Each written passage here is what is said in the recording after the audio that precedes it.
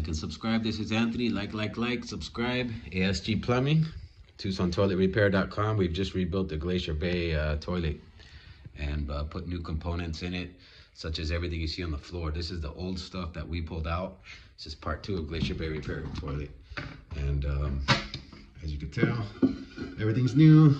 We have new tank to bolt gasket set. We have new bolts, new nuts, new washers, new fuel valve, new flush valve, new seal for flushing system, and we've set the water level. So we will see how it flushes.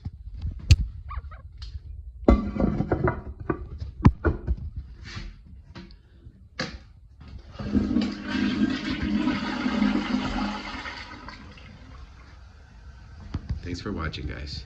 Like and subscribe.